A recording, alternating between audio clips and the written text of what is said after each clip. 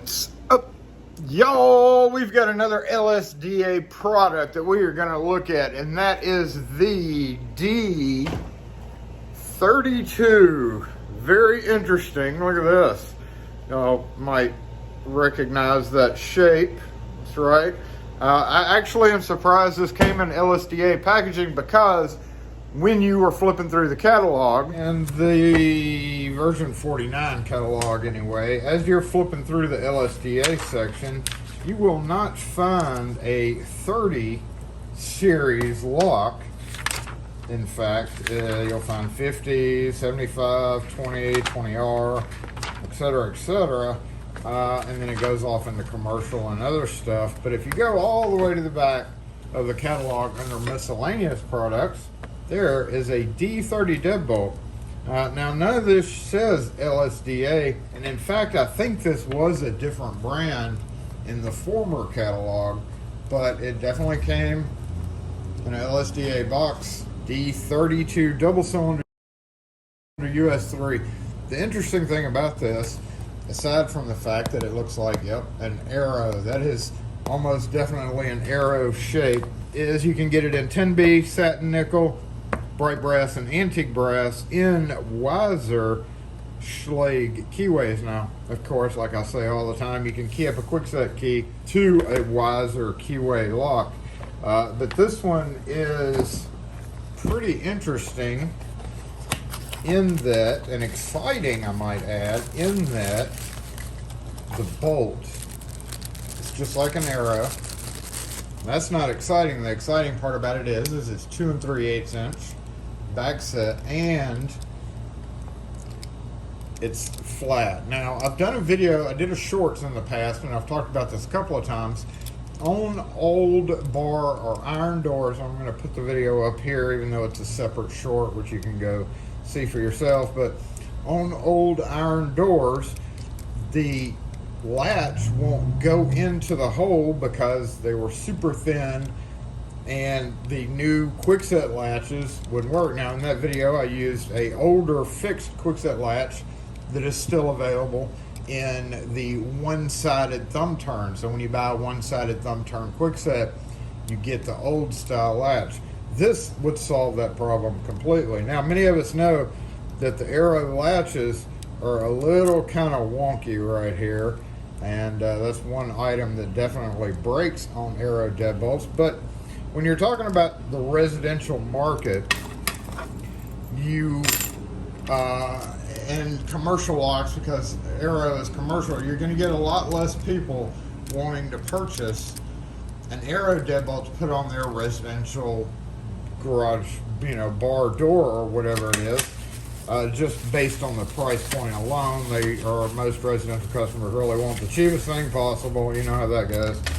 So looking at this guy, it is definitely simply a clone of an arrow deadbolt. I was totally not aware of that, and the only thing that may not be great for the DIY aspect is how, in the retail sense in a shop, we have people come in and say, hey, I need to buy a deadbolt, need it keyed up to my quickset key, and my regular deadbolts won't fit in there. So while we could sell this, the problem with this is, and a lot of people run into this, is trying to get the timing right when you're installing it on a bar door.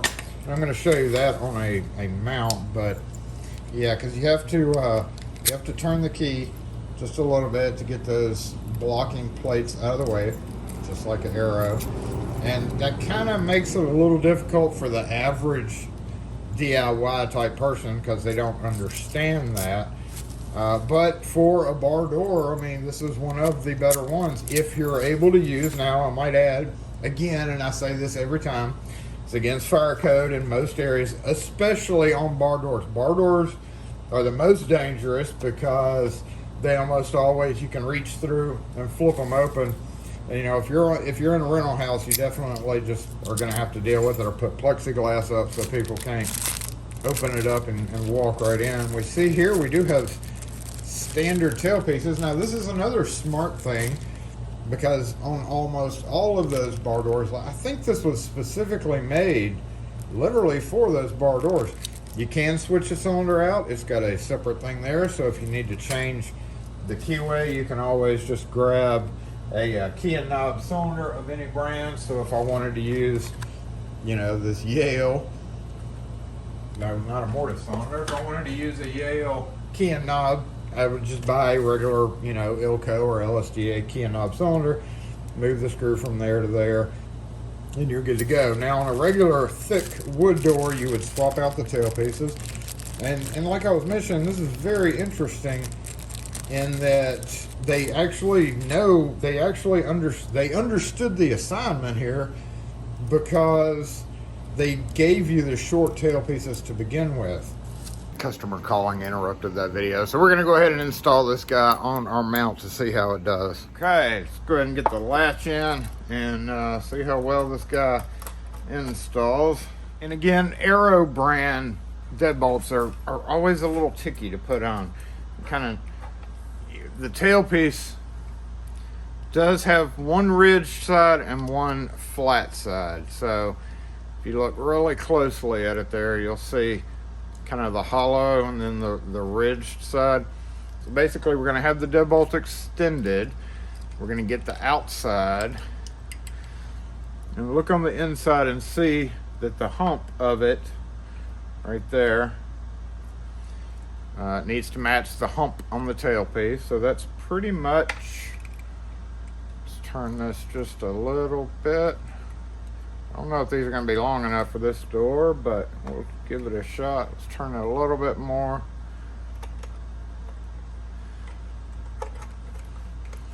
And one of the tricks to doing this, I might add, is using your key, because once you get it to this point, you can't exactly reach in there and get that off. So what I'll typically do is I'll grab the key on the outside, line it up as best you can, just like that, and then I'm going to turn the key until I see it drop down in there.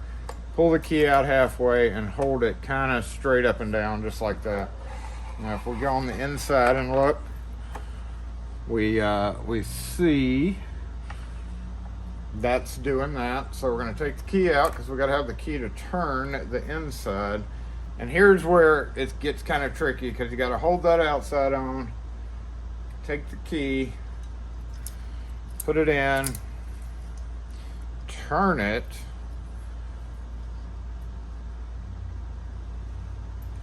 until the holes are exposed. And we're turning it in that direction because that direction is the way that the latch extends. Now on this one, we're going to turn that tailpiece, which is easier to get on because there's no post in the way. So remembering which side we put the other one on, so we're going to take that and then kind of wiggle, wiggle, wiggle until we get that to go in. Is that going to go in? Because it's like the other tailpiece is in the way a little bit when you're trying to do this.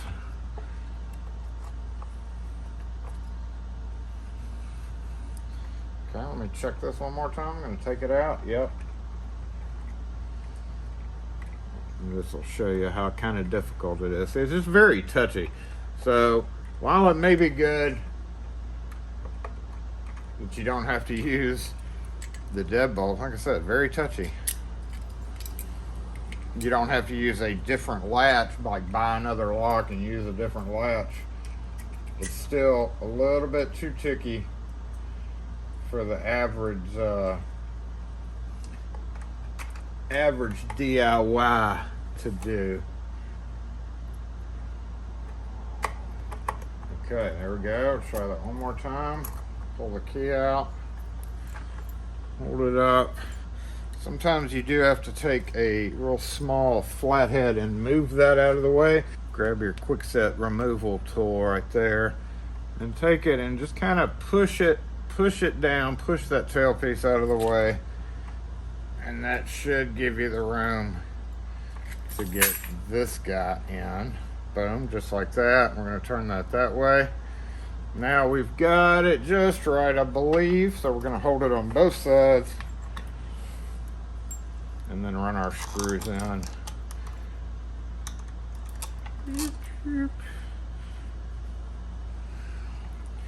Find our screwdriver. What do we do with it? Tighten it down.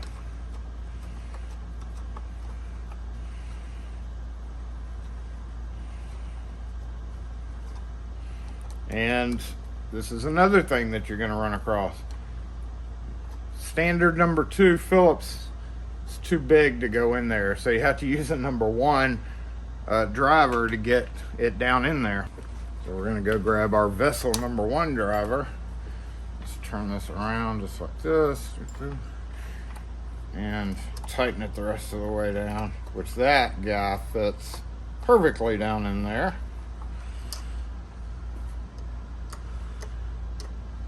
Oop, just like that.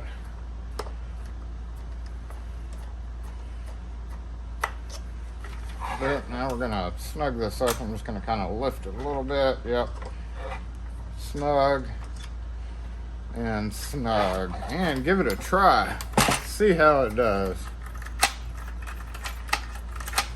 So I probably am gonna keep this in stock now that I know they're out there. It's around the same price as most other double cylinder LSDA deadbolts in the grade 3 variety. So yeah, I'll definitely be kind of keeping this one in stock in limited quantities to switch out the situations where you have bar doors where you can reach around. Uh-oh, look at that. It just kind of weirded out on me. Is that a glitch? That is a glitch. Look at that.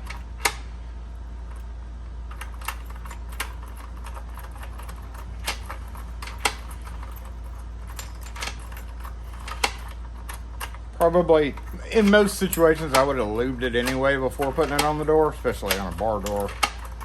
But, there we go. Okay. Sometimes you got to kind of crunch it a few times to get it to act right. A lot of deadbolts are like that, honestly. So there we go. The LSDA D32 double cylinder deadbolt. Just a copy of an Arrow deadbolt. That's all it is. Just a and one that comes with Wiser keys, so you can key it to a quick set key. Anyway, if you have any questions or comments on this or anything else, post them in the comments section. We'll catch y'all next video. But there was one more thing that I didn't really talk about when we were unboxing this, is that it came with, instead of having these, what we call, I guess, bimetal screws, I think Slade pretty much made them popular, they come with wood screws. Like most of the other LSDA locks beside the 75 series come with the bimetal, where you can use it on a metal door. And this comes with the wood screws, so, and a small strike plate, which, if again, using it on a metal door or metal bar type garden gate or whatever door, you're not going to use that anyway, but it would have been nice to have the bimetal style screws so it could bite into the metal correctly.